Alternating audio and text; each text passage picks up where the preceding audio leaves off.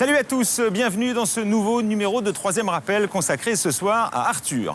L'animateur le plus con de la bande FM, comme il s'était autoproclamé il y a près de 20 ans, triomphe aujourd'hui sur scène avec un one-man show. Partout en France, les salles sont pleines, ça s'appelle Arthur en vrai. Une deuxième vie donc pour Arthur, humoriste et comédien. Bientôt peut-être la télé ne sera plus qu'un lointain souvenir. Son spectacle vient à l'instant de se terminer. Le temps pour nous d'installer notre décor et nous rejoindrons Arthur sur scène et devant son public. A tout de suite. Bonsoir. Bonsoir.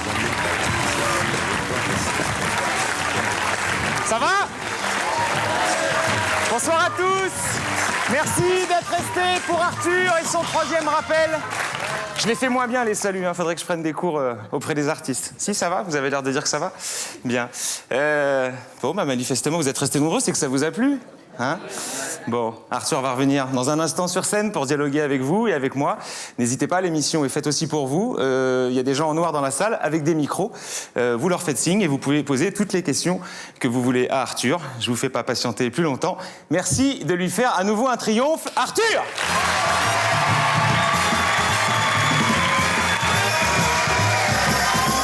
Arthur, mesdames, messieurs! Ça va? Ouais.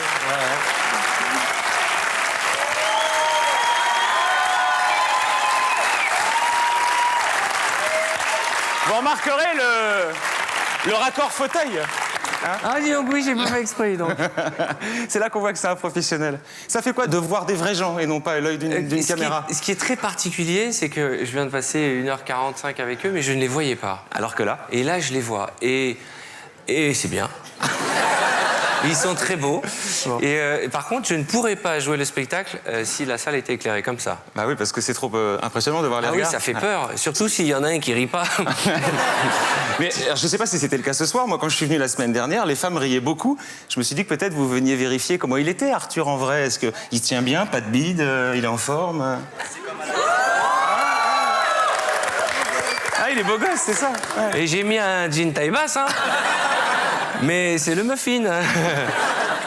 Bon. Est-ce qu'il y a une petite appréhension sur le public parisien, comme on dit? Vous avez déjà joué à Paris, c'était il y a un an au Cirque d'hiver. Oui. Vous tournez en province aussi. Je me dis que peut-être la province, c'est peut-être plus un public qui regarde vos émissions. C'est un peu plus... Vous avez remarqué que ce soir, j'ai vachement bégayé. Hein. Je vous expliquerai peut-être tout à l'heure pourquoi, mais c'est un peu plus facile en province, parce que le public est vraiment content qu'on ait fait le déplacement pour les voir. Ouais. Et c'est vrai que l'accueil est chaleureux et tout. À Paris, le public est tout aussi chaleureux, mais a plus l'habitude de voir plein de spectacles, donc il est plus exigeant, plus attentif. Il n'y a pas deux, trois a priori aussi sur vous à Paris? Moi, je suis venu avec quelqu'un, pour pas vous mentir, qui se pinçait un peu le nez, qui m'a dit quand même, Arthur, sur scène. Je dis, viens voir, tu vas te marrer. Elle est sortie, elle s'était marrée comme une baleine. Oui, il y a beaucoup de garçons dans ces cas-là qui accompagnent leur nana, qui disent oh, et ils arrivent au début, ils me regardent comme ça et tout. Et à la fin, et parfois et régulièrement, ils sont conquis. C'est ça mon objectif, c'est de vaincre les préjugés des gens. C'était le cas ce soir? Arthur, on s'assoit.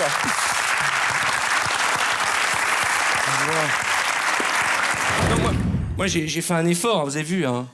Là, je suis un peu taillé en V. Il y a quelques années, j'étais encore taillé en B. Est-ce qu'il y en a qui se souviennent de moi quand j'ai démarré à la télévision et quand j'avais 10... Ouais, quand j'avais 15 kilos de plus aussi, vous vous souvenez? Alors vous sortez, tous ceux qui se souviennent. Bon, il faut quand même savoir que cette aventure a commencé presque sur une blague. Vous étiez dans le Sud, Gad Elmaleh, qui est un de vos amis, était lui sur scène. Il t'a dit, allez, tu m'écris 10 minutes de sketch et puis tu vas monter avec moi sur scène. Sauf que la première fois que vous êtes monté sur scène, vous avez vomi tellement vous aviez le trac. Ça va mieux maintenant? Oui, je n'ai pas de petit saut derrière la salle. Non, la première fois, j'ai eu très très peur. Mais si j'ai évacué le trop-plein de spaghettis que j'avais, c'est aussi parce que juste avant, j'avais tellement peur que Gad m'a dit « Bois un verre de vodka, cul sec ». Et moi, je bois pas. Donc j'ai fait comme ça et j'ai hop. C'est le problème. J'ai beaucoup le trac avant de monter sur scène. C'est des petits gris-gris dans la loge, je sais pas, pour éviter le mauvais plein, il y a plein. Ah ouais, il y a de toutes les religions, de tout ce qui peut porter bonheur, il y a tout. Voilà, il peut tout se passer sur Terre, mais dans ma loge, il n'arrivera rien. Mais non, ce soir, j'avais très peur. Je pense que ça s'est vu un peu au début du spectacle. J'avais... Ah bah, merci. Vous voyez, ils sont indulgents. Ça se voit quand j'ai peur, c'est que je bégaye. Et je parle vite. Et en fait, pour vous dire la vérité, c'est que moi, j'aime pas trop savoir qui sont les personnalités qui sont dans la salle. Et ce soir, quelqu'un, sans faire exprès, m'a dit « Oh, dis donc, il y a Patrick Bruel et Elise Moon ». Et ça m'a... j'ai joué comme si je les avais en face de moi. J'avais l'impression qu'à tout instant, Ellie allait faire une blague ou Patrick allait chanter, casser la voix. Mais non, on se fait jamais ça entre artistes. Non, mais ce sont des amis et donc on a toujours le souci de bien faire. Et voilà, mais sinon, voilà, je suis très content. Là, je suis décédé physiquement. Vous savez, là, j'ai... Alors, après la petite expérience avec Gad, la vraie première scène, c'était dans une petite ville qui s'appelle Rive de Gien. De Gier, pardon. J'ai vu ça dans un reportage qui est passé à la télévision. Vous étiez naturellement mort de trouille. Et quand vous êtes sorti de scène, je ne sais pas si vous avez revu votre tête, on aurait dit un gamin qui venait de remporter sa première étoile. Ouais. Et je me suis dit, est-ce qu'un an et demi après, vous avez gardé la même fraîcheur ou vous êtes un peu redescendu? Écoutez, je vais vous dire franchement, j'ai l'impression que les émotions qu'on peut avoir sur scène, c'est comme un puits sans fond. Vous ne pouvez pas savoir comme j'ai été heureux comme un enfant de 8 ans quand je suis sorti de la scène tout à l'heure, quand j'ai vu ces 700 personnes debout et que je suis sorti, parce que vous n'avez peut-être pas les images, derrière, là, j'ai mon camarade Massimo qui s'occupe du plateau, et j'étais là, ouais. Devant vous, je suis super classe, et derrière, j'étais comme des gosses de 8 ans, ouais, on a levé Paris. C'est des moments d'une extrême jouissance. C'est comme un jeu de séduction et je dois tous vous draguer à la fois pour qu'à la fin, on sorte ensemble, quoi. C'est ça l'idée. C'est que... Quelle soirée! Moi, mon rêve, ce serait qu'on sorte tous du théâtre main dans la main, comme ça. Et qu'on aille se balader, comme ça. Alors, sur la forme, le spectacle, c'est ce qu'on appelle un stand-up, comme pourrait le faire d'ailleurs votre ami Gad Elmaleh. Vous avez préféré cette formule-là plutôt qu'une succession de sketchs comme pourrait le faire Elise Moon, par exemple? Oui, je fais un peu de sketch quand je rentre dans la peau de ma mère ou quand je fais les séries télé. Je fais du stand-up, du sketch. En fait, je fais du sketch-up. C'est un mélange des deux. C'est nouveau. T'as vu ta femme quand elle met ses collants? C'est pas du tout glamour comme dans la publicité. D'abord, elle fait une boule avec. Ça dure 3 minutes. T'as l'impression qu'elle est en train de conduire une mopilette. Et là, elle rentre la première jambe, très glamour, comme dans la pub. Et elle attaque la deuxième jambe. Et une fois qu'elle a rentré la deuxième jambe, toujours aussi sexy, elle fait comme ça. Le public, une question. Oui, bonjour, une question pour Arthur. Comment c'est pas... C'est dommage que ce soit pas pour lui. Non, c'est pour vous, c'est pour vous. Des questions à lui. Comment s'est passée l'écriture? Tout seul ou aidé par des auteurs? Alors, j'ai écrit, on va dire, 100% du texte, mais j'ai été aidé par Isabelle Lanty, par Dan et Gad, qui ont beaucoup... m'ont fait gagner des années. J'avais une bonne mayonnaise et ils m'ont aidé à la faire monter, je crois. Un an d'écriture, quand même, hein? Ça vous a pris à peu près un an? Oui, hein? j'ai mis un an pour écrire. Et vous changez le truc en permanence, en plus? Et non-stop. Alors là, il y a des gens, j'adore, parce qu'il y a plein de gens qui suivent la tournée et tout, qui me disent « Mais c'est pas le même spectacle chaque soir. » Et même ce que j'ai joué ce soir, je l'ai pas joué samedi, parce que j'avais envie d'essayer des choses. C'est pour ça que j'ai plein d'antisèches sur scène, mais vous ne les avez pas vus. Enfin, il n'empêche, il y a quand même un tronc commun. Il y a deux sources d'inspiration principales dans le spectacle. La première, c'est la vie de couple.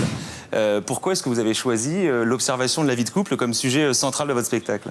Parce que j'avais envie de faire croire, entre guillemets, que je racontais ma vie pour que les gens ils disent « Bon, d'accord, il passe à la télé, il a beaucoup plus de chances que d'autres, c'est un privilégié, mais quand il se couche, eh ben, il a des pieds froids contre ses mollets. » Donc il y a un côté miroir que j'aimais bien. C'est 24 heures dans la vie d'une femme. Souvent on dit c'est Sex in the City vu par un mec. Ouais. Et c'est vrai que j'aime bien l'idée d'être... Moi, mon vrai plaisir sur scène, c'est quand je vous vois de temps en temps dans la pénombre donner des coups de coude à vos nanas. D'un air, ah, t'es pareil toi aussi. Hein. Ou les mecs et les filles qui disent toi aussi, t'es pareil. C'est ce côté un peu l'observation qui fait que notre vie... Vous y avez passé des heures parce que ah ouais, en c'est observation. dans le lit, les yaourts, les sous-vêtements, la Mais baignoire, la salle de bain. Il y a des... Qu'est-ce que ça vous a fasciné, hein, manifestement? D'abord, je suis allé en observation comme un spéléologue. Et puis surtout, pas de vulgarité. Je faisais un truc génial, c'est que je déjeunais avec des amis, des copines à moi, des gens qui travaillaient avec moi, vraiment un noyau dur de filles, des vraies filles, hein, les filles qui se maquillent, qui sont à la mode et tout. Je les invitais à déjeuner et je donnais un thème. Je disais alors le maquillage, et elles partaient bien entendu à 200 à l'heure et je notais. Et le public, une autre question. Bonsoir. Vous vous êtes beaucoup moqué des femmes ce soir, un petit peu. Vous ne serez pas un peu misogyne par hasard? Non, alors je crois que peut-être... Alors, j'aimerais pas que l'ensemble ait retenu de ça. Je pense que finalement, ce que je fais pendant 1h30, c'est une formidable déclaration d'amour à toutes les femmes. Parce que les choses qu'on n'aime pas, on n'en parle pas. Mais cela dit, pour appuyer la question, peut-être que, enfin, vous les décrivez dans une situation où elles ne sont pas forcément mises en valeur. Vous auriez pu les décrire dans des situations, je ne sais pas, professionnelles, ou, enfin, vous comprenez ce que je veux dire? Ce sera peut-être dans un prochain spectacle. Ah. L'avantage, c'est qu'avec les femmes, c'est à l'infini. On peut... Et ça me fait plaisir. Mais reconnaissez aussi que nous, les garçons, on en prend pas mal dans le spectacle. Et c'est chacun son tour, j'ai envie de dire. Autre source d'inspiration, vous quand même. Certes, vous parlez beaucoup de nous, mais vous parlez aussi un petit peu de vous. Les passages sur votre enfance sont assez rigolos. Les fringues que vous deviez mettre, une vie sexuelle assez affligeante, manifestement, quand vous étiez adolescent. Affligeante, non. Inexistante. Inexistante, on va Ouais, dire. voilà, c'est ce que je voulais dire. J'ai employé un euphémisme. Finalement, c'est quand même une belle revanche que d'être le mari d'Estelle aujourd'hui quand on voit d'où vous partez. Oh, oui. Ah bah si. Et moi, vous savez, moi, quand j'étais gamin, à l'école, il y avait un truc qui m'avait perturbé, c'est qu'on nous avait expliqué que Van Gogh, il s'était coupé une oreille par amour pour une femme qu'il avait quittée. Et moi, ça m'avait vachement traumatisé, parce que je me disais, si à chaque fois que j'avais dû couper un bout de mon corps quand une nana me larguait, il resterait qu'un doigt devant vous ce soir. C'est mon petit pitou à la fin, il n'y a plus de bras, plus de oui, jambes. et puis, vous savez, moi, j'ai galéré quand j'étais môme, parce qu'il faut comprendre un truc, la télé, ça rend beau. Ça, ah ouais, ça, il faut être honnête, ça rend mieux, hein, ça embellit la télévision. Mais moi, des fois, quand je suis dans des salles et je me dis, j'aimerais tellement qu'il y ait toutes les nanas qui m'ont jeté, qui n'ont pas voulu de moi, qui soient là dans la salle. Mais le problème, c'est qu'il aurait fallu faire ça au Stade de France. Mais j'aurais... Il y a quand même 2-3 inconvénients d'être le mari d'Estelle, vous en rigolez dans le spectacle, c'est qu'elle a des ex au musée Grévin, comme vous dites. C'est-à-dire, c'est assez rigolo, votre délire sur les ex, là. Vos ex à vous, elles appelaient vraiment vos ex ta pute? Ça me sidère, ce sketch. Mystère de l'architecture, c'est toujours dans la cuisine que démarrent les hostilités. Et nous, on fait la boulette. Dis-moi, tu as pensé amener la voiture au garage pour qu'il vérifie les niveaux d'huile? Ah, j'ai oublié. Écoute, pour une fois que je te demande quelque chose, ça va, j'ai oublié, j'ai le droit, je suis une femme. Le rapport avec le fait que tu sois une femme. Écoute, j'ai oublié, mais je t'ai pas dit, toi, tu vérifies le niveau d'huile. Je t'ai dit, tu prends la voiture, tu l'amènes au garage et lui, il vérifie le niveau d'huile. Et la pute, tu lui demandais de vérifier le niveau d'huile.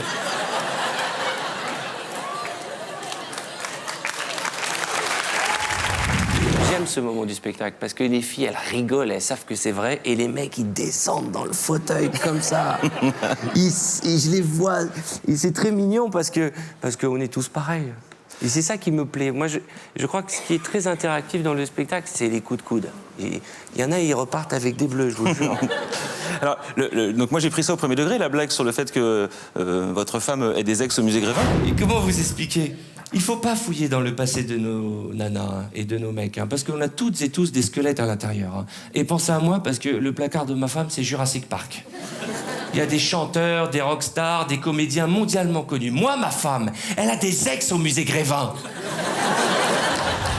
Je me suis procuré la liste de ceux qui sont au musée Non, mais Grévin. arrêtez, c'est une image. Ne me dis pas que t'es allé au musée Grévin.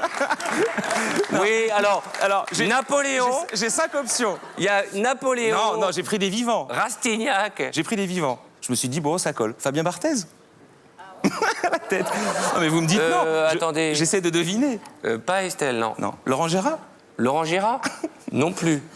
Patrick Bruel. Ouais. J'espère pas. Je n'espère pas. Leonardo DiCaprio, c'est de son niveau. Ça m'énerverait encore plus. Parce qu'on peut pas lutter avec Leonardo DiCaprio. Non, mais j'ai gardé le meilleur pour la fin, je suis sûr que c'est lui, Philippe Candeloro.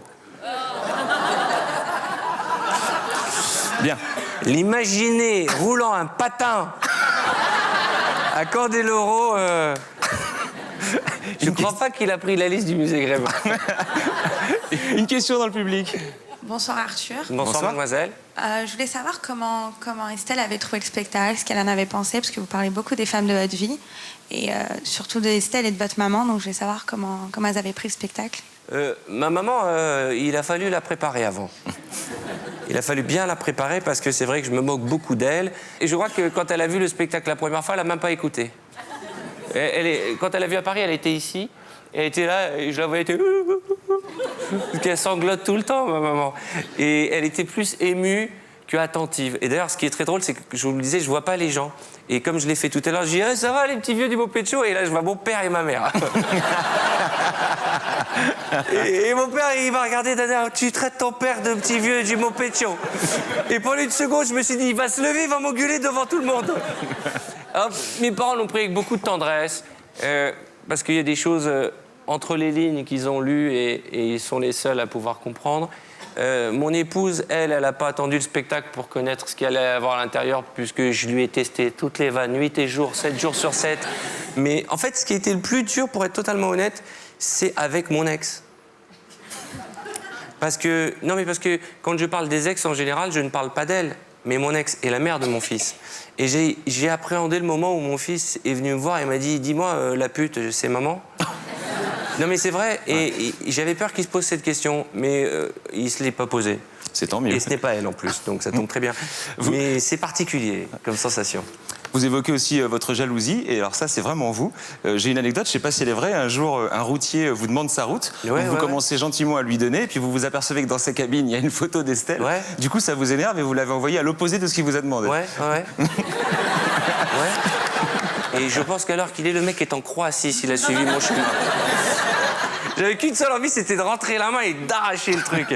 Mais j'ai vachement édulcoré sur la jalousie parce qu'il y a une époque, quand j'étais en tournée, je faisais une demi-heure. Parce que ce que vous savez pas, c'est quand je vous dis, vous connaissez l'ex de ma femme et que vous criez oui, ça m'énerve vraiment. Ça m'énerve vraiment. En fait, moi, je me trouve plutôt pas mal, bien dans ma peau, tout ça. C'est juste que, pour vous dire la vérité, l'ex de ma femme est très beau gosse et ça m'énerve à mort. Vous le connaissez, l'ex de... Ça m'énerve, je viens de vous le dire Vous parlez de votre maman juste avant. Le sketch de la maman juive, c'est hyper réussi. Vous aimez ça, les blagues juives ou pas? Oui, moi, ça me fait rire. Je vous en donne une, nous parler d'une mère. À quoi reconnaît-on une mère juive abusive? La nuit, si tu te lèves pour aller pisser, quand tu reviens de coucher, ton lit, il est déjà fait. Oui. C'est vrai. Et le pire, c'est que c'est vrai. Moi, j'ai une maman très aimante. J'ai fait de la radio pendant des années. Je me levais à 4h30 du matin. Et vous me croirez ou pas, chaque matin, quand je me réveillais avant d'aller faire la radio, elle me préparait mes crêpes préférées. À 4h30 du matin. Ça, c'est pas et une des bonne fois, mère. j'avais pas envie de manger des crêpes. Mais des grosses crêpes marocaines épaisses, ça s'appelle moufletta. Tu en manges une, tu prends 17 kilos.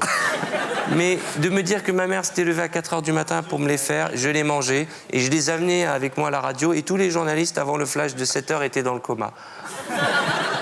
Une question dans le public. Bon, tout d'abord, merci pour cette soirée. Vous nous avez fait madame. passer. Grand moment. J'ai pas senti votre stress. En tout cas, j'ai bien ri. Donc, je vous remercie. Merci, mademoiselle. Et j'ai apprécié surtout les moments où vous parlez de votre mère. Elle est vraiment très drôle. Et je voulais savoir si vous avez déjà pensé à la faire monter sur scène. Ce serait une révolution. Hein. Faudrait penser. Non. Maintenant, si je lui proposais, je pense qu'elle serait déjà en maquillage. Faut bien comprendre que ma mère, vous tapez mère juive sur Google, il y a la photo de ma mère comme ça. Hein.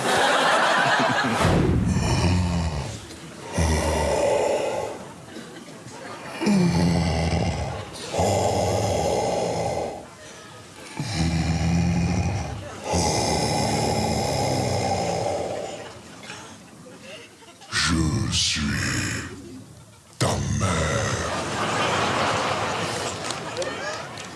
Mets le pyjama, ne cours pas pieds nus dans le couloir, fais les devoirs et n'oublie jamais que je suis ta mère. Faut dire que des trucs avec votre mère, vous en avez déjà fait. C'était les fameux livres Ta mère. Alors ta mère, c'est un truc typiquement new-yorkais qui sont des blagues et moi j'ai surfé sur la mode des guignols sur ta mère elle est tellement bête qu'elle croit que ménopause c'est une touche du magnétoscope. Et donc on en avait fait un livre. C'est vous qui les aviez toutes écrites? Non. Ah bon. Et ta mère elle est tellement vieille qu'elle a connu Burger King alors qu'il n'était qu'un prince. Donc c'est des petites bêtises et tout. Ou Elle est fine, celle-ci. ouais, Je vous donne les... Je m'en étais noté ta deux, mère trois. est tellement plate qu'on peut la faxer. Ta mère, elle est tellement grosse qu'elle pourrait embaucher Carlos comme...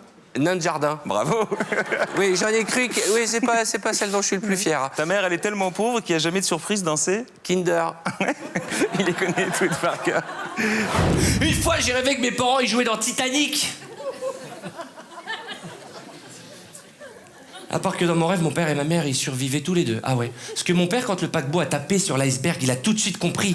Il s'est dit, on va mourir. Il a pris ma mère par la main, il s'est jeté en premier sur un canot de sauvetage. Mon père, il allait tellement vite avec ma mère sur le canot de sauvetage que le commandant est arrivé et lui dit, monsieur, soyez gentleman, il reste encore des femmes à bord. Et alors, tu crois vraiment que c'est le moment de niquer, toi?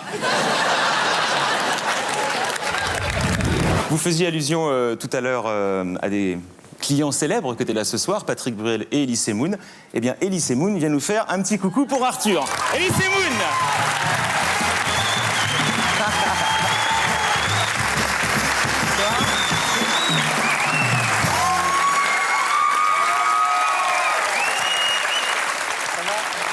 Mais alors, quelle surprise! Quelle surprise! Elie, vous étiez dans la salle, ça faisait un petit peu peur J'étais dans la salle, oui. à Arthur. Bah, je sais pas, votre commentaire. Je le comprends. Il a été bon ou pas? Comment? Il a été bon ou pas? Il a été, oui, il a été bon. D'abord, moi, j'ai joué ici pendant 4 mois. On a fait d'ailleurs cette émission ensemble, ici même. Ouais.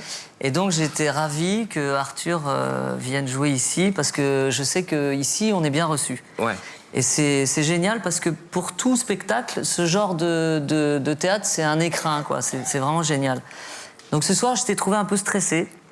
Oui, on en a parlé. Oui, Voilà, un peu stressé, et j'ai trouvé que tu parlais très vite, quoi. Tu parlais très vite. Mon défaut principal. J'ai trouvé ça très très bien, hein, mais c'est Ouais, vraiment bien un sûr, petit truc. mais un peu rapide, non.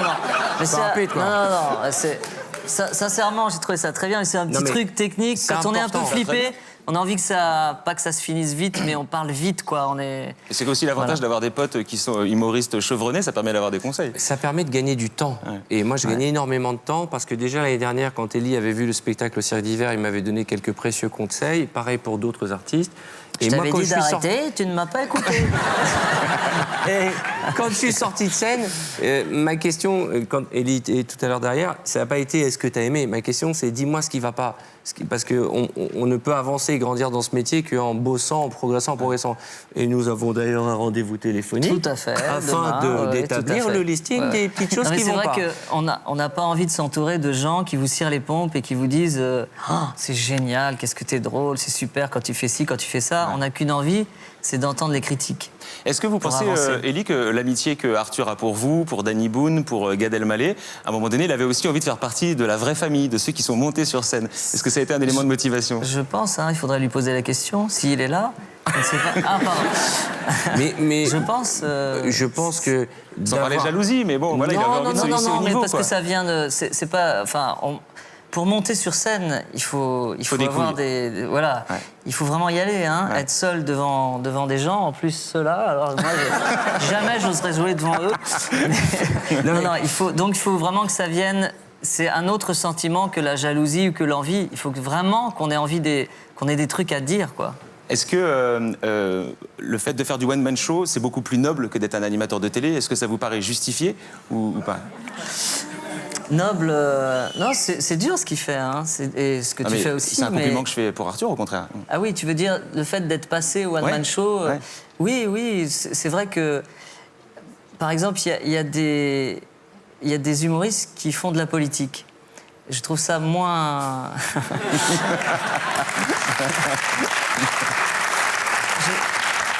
trouve ça moins intéressant. Si un homme politique revient dans le milieu des artistes, je trouverais ça plus fort, quoi. Par exemple, c'est très français dur, de mettre des gens dans des cases. Les étiquettes, elles sont peut-être aussi un peu dans le milieu. Oui. Sincèrement, dans le milieu des humoristes, quand on a su qu'Arthur allait monter sur scène, est-ce que ça a jasé un peu, franchement, ou pas du tout? Enfin, pas nous, parce qu'on est ses copains. On a plutôt dit qu'il était courageux, et c'est vrai. Mais ceux qui l'aiment un peu moins, sûrement, ils l'ont attendu au tournant. Ils se sont dit... ce mec-là, il va profiter de sa célébrité pour passer sur scène, etc. Et puis, comme vous dites, je ne sais pas qui a dit ça, il a bien fait, voilà. Il a bien fait. Mais je crois aussi, Elie, et tu seras d'accord avec moi, si le métier, comme vous dites, a respecté ma démarche, au-delà du fait que quand on est seul devant un public pendant 2 heures, on est tout seul, hein, il n'y a pas d'artifice, c'est aussi parce qu'avant d'arriver à Paris, ça fait 1 an et demi que j'ai écumé toutes les petites salles de France. Moi, j'ai joué dans des salles où Elie a joué il y a 15 ans. Non, j'ai refusé de jouer. J'ai revu des affiches d'Elie jeune. Et je peux vous dire que ça fait un choc. Les affiches de Élie avec Dieudonné. Et tout se sait dans ce métier. Et ils savent que j'ai joué au fin fond de la France, dans des théâtres de 50 ou de 100 places. Donc j'ai fait, entre guillemets, le chemin initiatique, même s'il a été un peu plus accéléré, parce que j'ai eu un peu plus de chance que d'autres, puisque j'étais déjà connu. Voilà.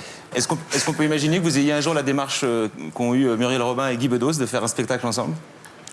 Tous les deux? Pourquoi pas? Si.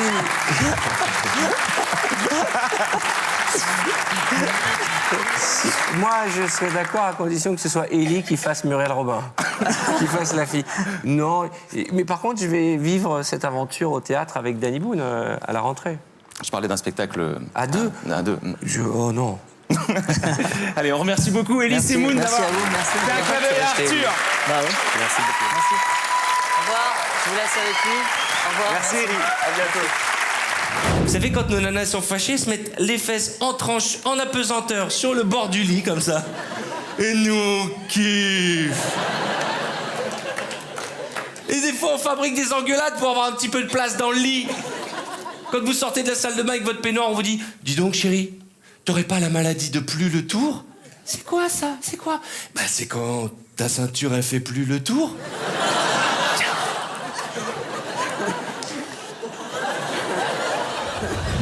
Alors, bien qu'il y ait quelques éléments de vérité, quand sur l'affiche c'est marqué Arthur en vrai, on l'a bien compris que c'est un chouïa mensonger. C'est surtout de notre vie dont vous nous parlez. Oui. Mais finalement, pourquoi vous n'auriez pas pu faire quelque chose de carrément sur vous, mais réellement? Parce que honnêtement, si j'avais dû faire un spectacle racontant ma propre vie, Ouais. eh ben, ça aurait pas été drôle. Je dis pas que ma vie n'est pas drôle, mais il n'y a pas trop de gags dans mon quotidien. Les gens pensent que parce qu'on fait de l'humour sur scène ou à la télé, tout ça, on est toutes les journées comme ça en train de blaguer.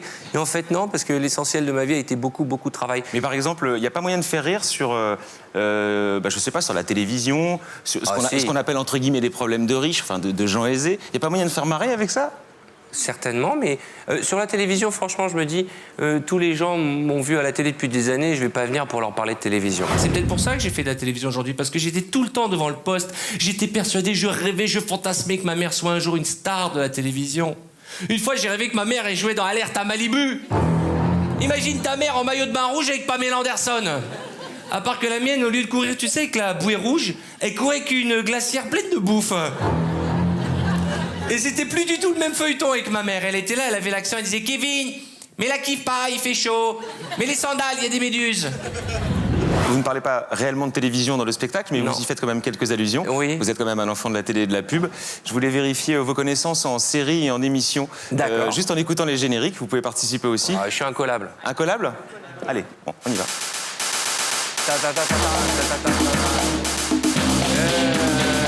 Facile. Alerte à Miami. Les deux flics à Miami. Miami Vice. Miami Vice. Les deux flics à Miami. Tu penses qu'il est incollable? Non, mais j'ai pas entendu. Suivant. Je suis aussi incollable que de mauvaise foi, attention. L'homme qui tombe à pic. Cold Silvers. Bien. Ensuite. Les chiffres et les lettres. Les dossiers de l'écran. Les dossiers de l'écran. Excusez-moi, je suis fatigué. Les dossiers de l'écran. Suivant. Star 90. Champs-Élysées. Bravo, le public est meilleur que vous, Arthur. Je suis désolé. Hein. Eh ben, Allez. tant mieux. Allez, une dernière, c'est la plus difficile.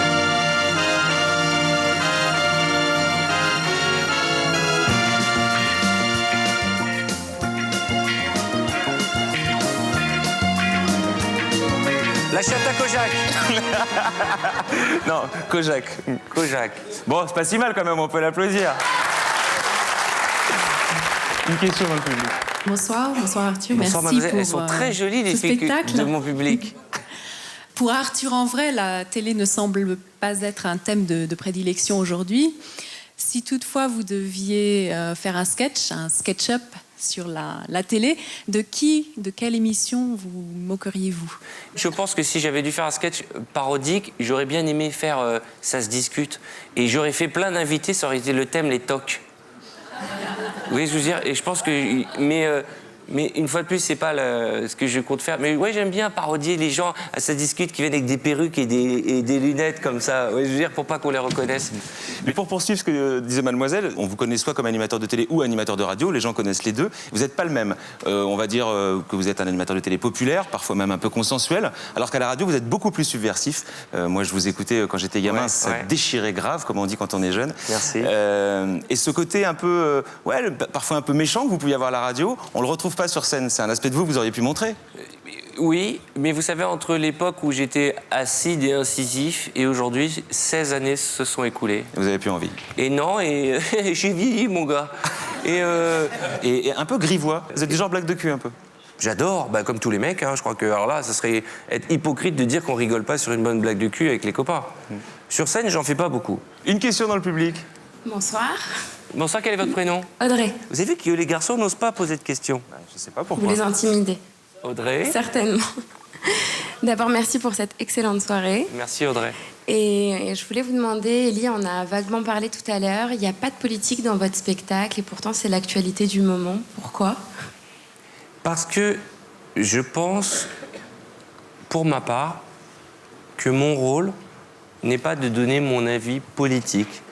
Je trouve que si on a inventé l'isoloir, c'est justement pour que chacun puisse, en son âme et conscience, tranquillement et en toute intimité, déposer son bulletin dans l'urne. On aurait été au deuxième tour des élections précédentes, je pense que j'aurais rajouté quelque chose ce soir dans le spectacle. Mais au jour d'aujourd'hui, nous sommes en période électorale et je pense que mon avis politique, le public s'en fout. Non, c'est pas forcément votre avis, mais pour poursuivre sa question, parce qu'en plus, je sais que c'est un sujet qui vous intéresse. Ah ouais? Je crois que vous êtes assez fasciné par les hommes politiques. Oui. Je sais pas si vous en avez déjà rencontré d'ailleurs. Pratiquement tous. D'accord. Qu'est-ce qui vous fascine chez eux? Je crois que ce sont des bêtes de scène. Je crois qu'on ne peut pas devenir du jour au lendemain homme politique. Ce sont des fabuleux orateurs, quel que soit leur parti. Et souvent, les pires sont les meilleurs orateurs. Je veux dire, et je pense honnêtement que c'est pas ma mission. Moi, je suis pas là. Alors évidemment, s'il y avait un bordel, je peux vous dire que je fais 1h30 avec des pancartes et tout, parce que là, il y a danger. Mais là, il n'y a pas de danger aujourd'hui. Ça s'appelait les méduses. C'est des chaussures qui peuvent te transformer Georges Clooney en José Bové. Et quand on les mettait, on avait toujours le pied qui sortait sur le côté comme s'il voulait s'enfuir. Et on avait toujours un caillou coincé dedans, on marchait comme ça. Et l'été, soit t'avais le malheur de bronzer avec tes sandales, et quand tu les enlevais, t'as les pieds en zèbre. Soit tu faisais comme moi, tu les portais avec des chaussettes. Et tout le monde te prenait pour un touriste allemand. On parlait tout à l'heure de vos copains. Il y a aussi quelqu'un qui compte beaucoup pour vous, c'est le metteur en scène de ce spectacle, Isabelle Nanty. J'imagine que vous n'en seriez pas là aujourd'hui si elle n'avait pas été là. Oui. Isabelle a été mon metteur en scène, ma babysitter. Elle va rougir. Elle est derrière, elle est là pour vous. Encore une surprise. Isabelle Nanty, messieurs, dames. Que de surprise. Entrez. Je vais me mettre là, il paraît. Bonjour, Bonsoir. ça va? Merci d'être venu pour Arthur. Isabelle Nanty. Je savais pas. Juste, tu étais dans la salle pendant le spectacle? Mais non, hélas. Ouh, ça va, c'est bien. Parce que quand elle y est, Elle est rentrée au moment où j'allais dire. Voilà, Comment maintenant, ça quand se elle fait est là, dedans? je suis super gêné. C'est un toboggan, en fait. Isabelle a été, je reprends ma phrase, mon metteur en scène, mon babysitter, ma sage-femme, mon psychanalyste. Ta manucure pédicure. Ma manicure pédicure. Elle a soigné toutes les blessures de mon âme. Cette femme vous donne des ailes. C'est extraordinaire. Voilà, elle m'a libéré. Et elle sait que je l'aime. Je lui dis tout le temps. Ça me paraît clair. Non, mais je souvent, et je sais que ça l'énerve, et ben je vais le redire, je lui dis pas assez. Donc, au début de votre collaboration, vous récupérez une matière brute, Arthur, avec des défauts et des qualités. Pour la scène, j'entends. Je sais pas, est-ce qu'il y a des domaines où il a fallu plus travailler que d'autres? La gestuelle, la voix, je sais pas. Elle m'a appris à marcher, Voilà. déjà, en diagonale. Non, mais on croit, mais c'est ouais, bien Elle sûr. m'a appris à marcher, elle m'a appris à me tenir droit, elle m'a appris à finir mes phrases « oh » et pas « ah ». Elle m'a appris à retenir mon texte par cœur.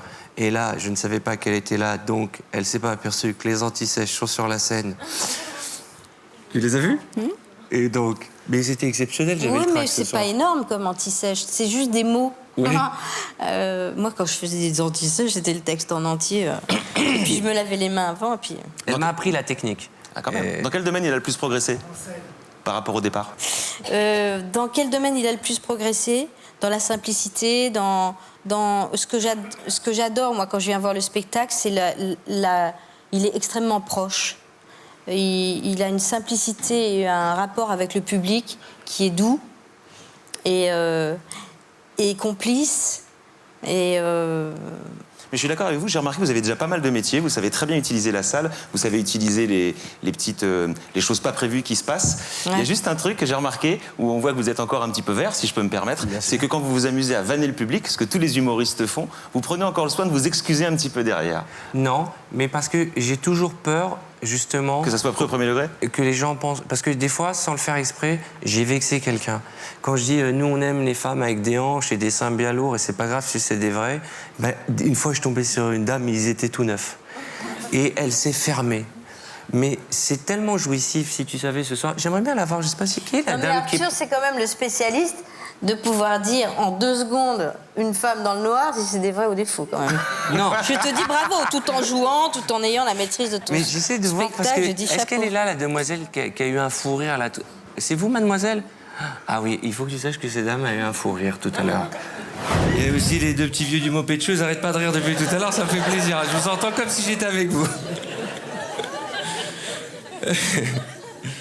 Pourtant, elle est très con, cette blague du Wi-Fi. Hein. Non, je disais...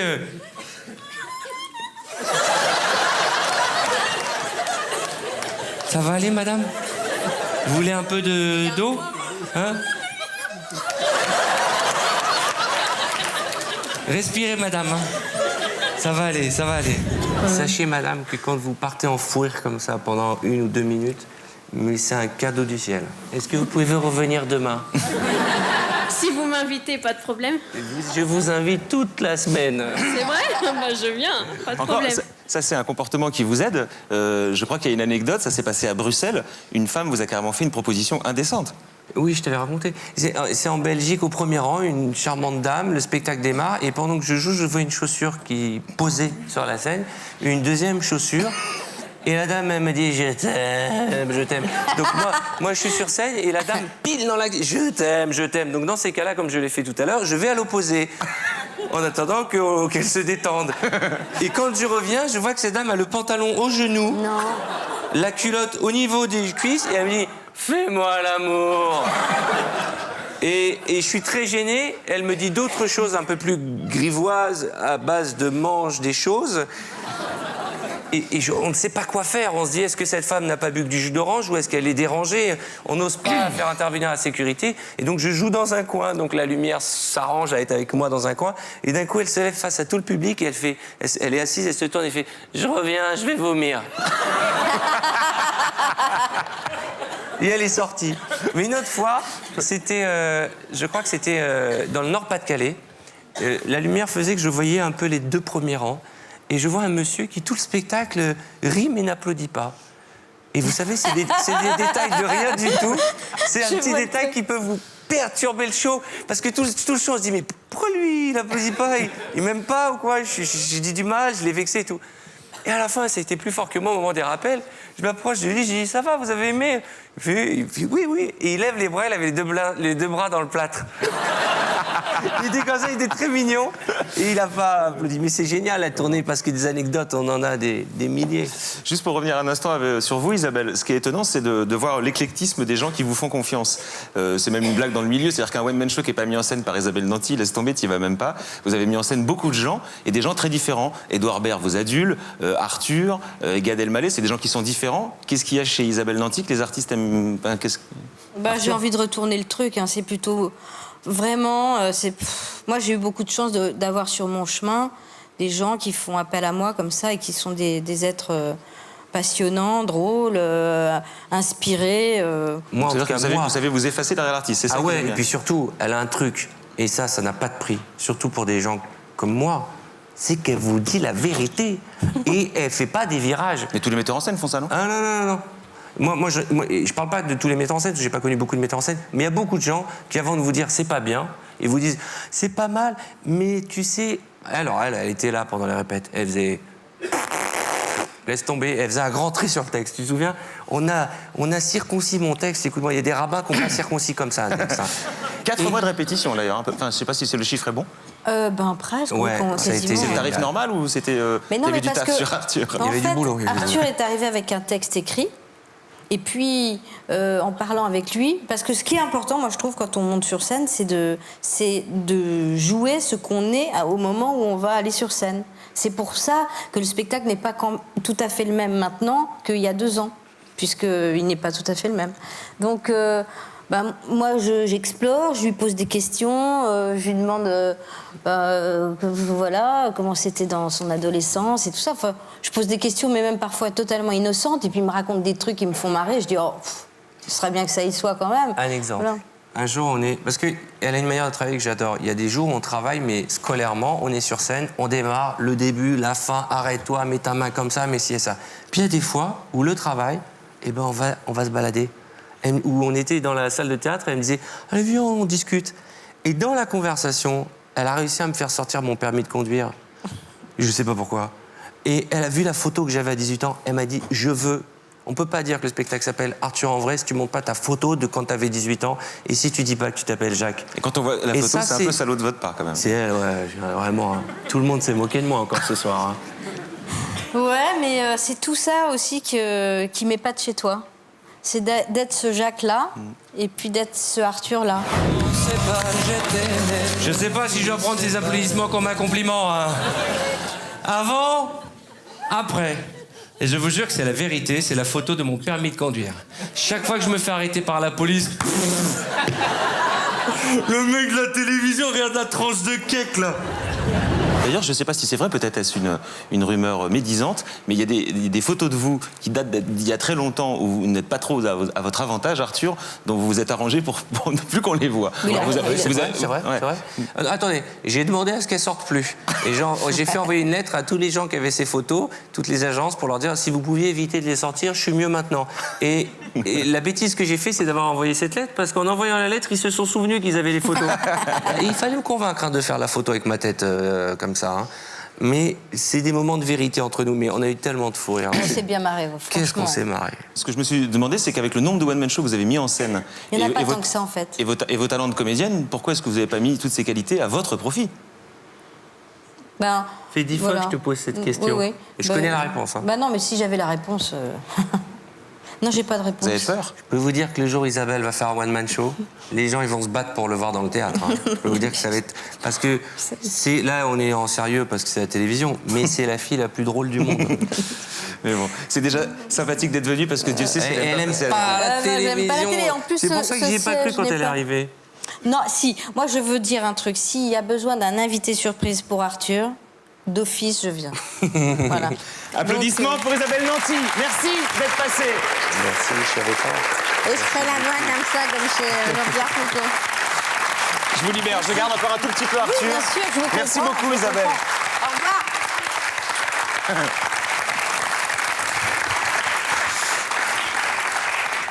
Je suis très ému. Elle fait partie des femmes de ma vie. J'étais sûr que ça vous ferait plaisir. Ouais. Au début, du semoun moyen, mais... Donc on le voit sur scène, vous êtes au top, la télé c'est bon, vous pouvez vous arrêter maintenant, vous pouvez faire de la place un peu, Arthur. Oh, je pense que... Ah, non, dans le public. Je pense, en toute honnêteté, je pense que vous avez tous lu un peu entre les lignes, je suis plus dans une période où je vais faire moins de télé que l'inverse. J'aime la télévision, c'est mon métier, mais j'ai une maîtresse qui s'appelle la scène et qui est en train de me bouleverser ma vie. C'est comme un électrochoc, ce que je vis actuellement. D'ailleurs, Arthur sera avec Danny Boone dans le dîner de cons, sur scène, au théâtre. Ouais. Ça, c'est une autre aventure. Ce qui est bien la preuve que tout ça n'est pas un caprice et que c'était pas un jeu. C'était pas un cadeau que je m'offrais. Il y a plein de gens qui ont dit oh, il se paye un jouet, un one man. Non, non, non. Mais cette nouvelle vie là de la scène, est-ce que ça vous permet? Vous aviez coutume de dire souvent dans la presse, je suis le type qu'on aime détester. Maintenant que vous avez cette nouvelle vie, est-ce que vous avez l'impression que ça a un peu changé? Oui. Il fut un temps, vous étiez dans les baromètres d'impopularité. Oui. C'est toujours étonnant. Oui. Vous étiez bien placé d'ailleurs. Mais toujours dans l'impopularité, je me suis souvent battu pour avoir la première place avec Marco Fogiel. Mais c'est vrai que vous tiriez la bourre tous les deux. Mais je dois reconnaître que ça a changé ça maintenant un peu. Il faut être objectif. J'ai toujours eu, peut-être maladroitement, un comportement qui a agacé les gens. Je pense que les gens ont pensé que j'étais quelqu'un d'arrogant, de prétentieux, parce que je me donnais pas beaucoup, je me livrais pas beaucoup dans la presse et tout. Et donc on a fabriqué une image de moi, un cliché, le mec qui est en bateau à Saint-Tropez, qui a une belle femme, qui a de l'argent et tout. Et je me suis laissé embarquer dans ce cliché, ça me plaisait bien. Et puis je me suis aperçu que c'était pas moi, et donc je suis parti à la reconquête de mon identité au travers de ce spectacle. Mais c'est vrai que les journalistes viennent souvent vous emmerder sur le fric, mais c'est très français, hein. Mais c'est peut-être c'est pas ça qui vous ennuie, peut-être c'est la façon dont ils le font, peut-être non, je sais pas. Pourquoi est-ce que Oh bah écoutez, il y a beaucoup de gens qui gagnent beaucoup d'argent, mais c'est toujours de moi qu'on parle. Il y a beaucoup de gens qui, par exemple, mais il y a comme ça, il y a des personnes, c'est pas les têtes de Turcs, mais c'est parce que vous sentez le reproche sous-jacent, c'est ça qui vous agace? Non, moi ça m'agace autant qu'on me parle d'argent qu'on reproche à Johnny d'être en Suisse, alors que Zidane, il n'a jamais habité en France depuis 10 ans. Il vit en Espagne, il paye pas ses impôts en France, Zidane, je crois pas. Et pourtant, ça fait pas la une des journaux qu'il habite à Madrid depuis des années. Mais c'est Johnny qui prend. C'est la vie. Il y a des trucs comme ça. Et j'adore Zidane, hein, et je suis pas en train de dire que je dénonce rien, mais c'est vrai qu'on emmerde, et je sais pas de la politique. Dans tous les journaux, il y a Sarkozy et son histoire avec Cécilia, mais personne nous dit si François Hollande est vraiment avec Ségolène Royal. Pourquoi il y a des gens qui sont plus protégés que d'autres? Mais c'est pas de la politique. Alors pourquoi moi on parle d'argent alors qu'il y a d'autres animateurs qui gagnent autant d'argent que moi? Parce que je véhicule une réussite arrogante, parce que j'ai pas fait d'études, je suis autodidacte, que j'ai voulu faire de la radio et que je suis devenu... Merci, j'ai 2 cousines germaines dans la salle. Que j'ai fait de la télé, que ça s'est bien passé. Je me demande si, j'ai ma petite théorie, vous êtes au confluent de tout un tas de petits clichés de détestation des Français. Certes, vous avez de l'argent, vous avez réussi, ce truc des étiquettes, après la radio, la télé, maintenant la scène, bientôt la comédie, vous allez produire des films, vous avez une jolie femme. C'est vrai que ça fait pas mal de raisons pour vous détester. Et je suis en bonne santé. Voilà. Alors, souvent, il y en a qui disent ils font la liste de tout ce que vous dites et rajoutent et il est juif. Mais à vous dire vrai, je l'avais noté sur ma fiche et j'ai pas osé le dire. J'ai plus de voix. Un petit peu d'eau? Je veux bien, ouais. Je vais trouver, j'en ai plein là-bas. Excusez-moi. C'est bizarre, vous avez perdu la voix quand vous avez dit juif. Ah, le mauvais œil.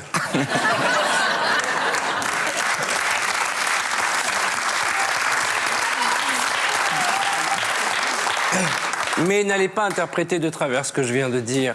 J'ai dit souvent, on pense que je rajouterais le mot juif, mais je pense que si j'avais été musulman, j'aurais les mêmes réactions aussi. Vous voyez ce que je veux dire? Je pense que la jalousie n'a rien à voir avec la religion.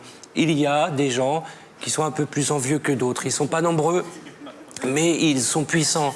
Et actuellement, ils ont une poupée avec une aiguille sur ma gorge.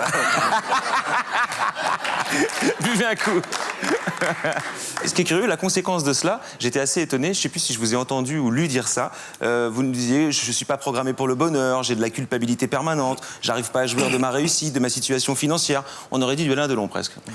Ah bon? Plus du Van Damme, non que... Non, mais vous savez, alors là, je ne vais pas faire Cosette, hein. Quand je dis que j'ai grandi dans une cité HLM à Massy-Palaiseau, j'ai manqué de rien. Ouais. J'ai manqué de rien. Mais j'aime bien le dire parce que c'est important de se souvenir d'où on vient. Si on m'avait dit un jour, il y a 20 ans, quand j'ai démarré, il y a 25 ans, que je serais là ce soir devant vous, je ne l'aurais pas cru. Mais j'avais une envie, moi, quand j'étais môme, dans ma tête, c'était de réussir et de m'en sortir et quitter Massy et prendre mes parents avec moi à Paris. Parce que mes parents n'avaient pas d'argent. J'ai eu une enfance très modeste. Je ne manquais de rien, mais j'ai pas eu le reste. Moi, je suis allé à la neige la première fois à 26 ans. Voilà. Et il n'y avait pas de neige en plus. Parce que vous n'aimez pas le froid, ouais. Et donc, j'ai culpabilisé, mais c'est normal, du jour au lendemain, vous sortez de nulle part, et d'un coup, vous allez au restaurant, ou vous allez dans les boîtes où vous vous faisiez virer comme un malpropre, et d'un coup, c'est le tapis rouge, et ben, on a du mal à accepter. On trouve ça presque dégueulasse. Voilà.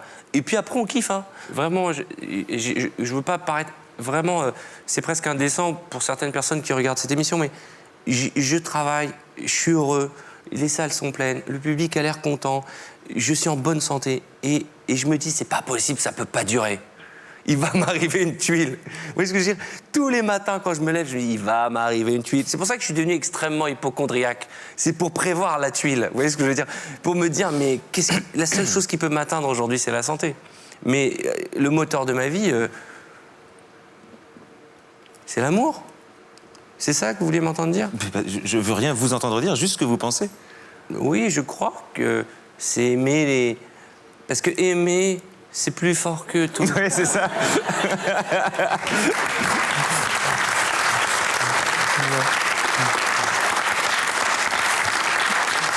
Bon.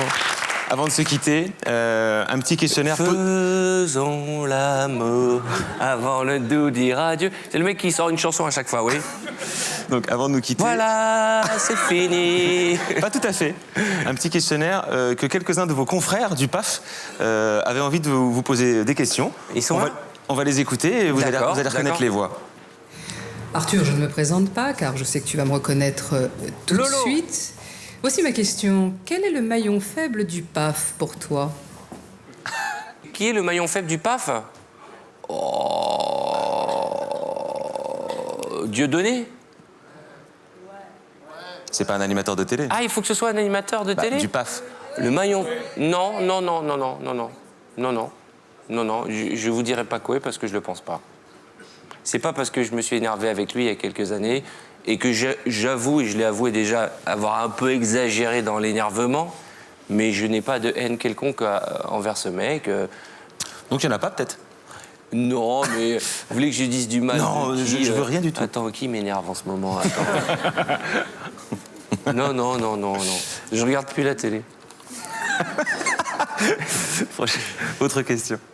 Bonjour Arthur, c'est ton nouvel ami Guy Carlier. Je voulais savoir ce que tu te dis quand tu te regardes le matin devant ta glace. Alors, ce matin, par exemple, vraiment, oh putain, faut se raser. Après, j'ai dit, dis donc, t'as pas un peu des cernes? Et puis quand j'ai passé le cap du physique, je me regarde et je peux me regarder dans la glace, moi. Je me regarde dans la glace et je vois quelqu'un qui peut être droit dans ses bottes. Je vois quelqu'un qui s'est pas mal démerdé, qui a encore plein de choses à faire, mais qui commence à vieillir. Autre question. Arthur, c'est Amanda Lear. Dis-moi, qu'est-ce que tu penses avoir de plus sexy? Qu'est-ce que j'ai de sexy? Je sais pas. Ah, j'ai un petit œil rieur. Je crois que les filles aiment bien mon œil rieur. Autre question? Bonjour Arthur, c'est Jean-Marc Morandini. Quel est le pire plan lèche que vous ayez vu dans ce métier? Ah, il y en a, hein. Ah oui. Ah, il y en a, hein. Il y en a pas mal, hein. Alors, on va dire dans le spectacle. Moi, maintenant, je sais quand les gens n'ont pas aimé le spectacle quand ils viennent dans ma loge. Je les repère tout de suite. Quelqu'un qui a aimé le spectacle, il va vous parler avec son cœur. Et quand quelqu'un il arrive, il fait waouh. C'est pas qu'il trouve pas les mots tellement il a trouvé ça bien. C'est qu'il dit qu'est-ce que je peux dire qu'il fâche pas parce que j'aimerais bien quand même être invité aux enfants de la télé. Et souvent ils disent ah elle est bien cette loge dis donc. Ils parlent d'autre chose. La dernière. Salut Arthur, c'est Thierry Ardisson. Il y a une question là, je sais pas, je me demandais si un jour tu croisais Dieu, qu'est-ce que tu lui dirais? Je dirais mais dis-moi t'étais où toi? Qu'est-ce que tu fous depuis toutes ces années là? Tu fais la sieste ou quoi? T'as vu le bordel qui est en bas là? Tu vas te mettre quand au boulot là?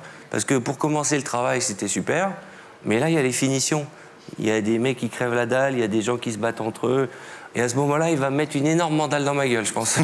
Il va me dire de quoi tu te mêles, c'est déjà bien qu'on t'ait laissé rentrer au paradis. C'était donc le 3e rappel d'Arthur, merci.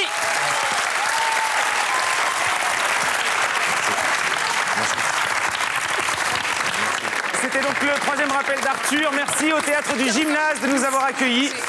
Merci aux équipes de France 3. À bientôt. Ciao pour le prochain. Ciao à tous.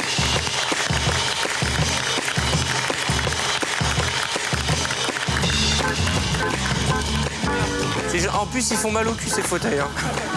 Bravo, rentrez bien, à très vite. Hein. Merci.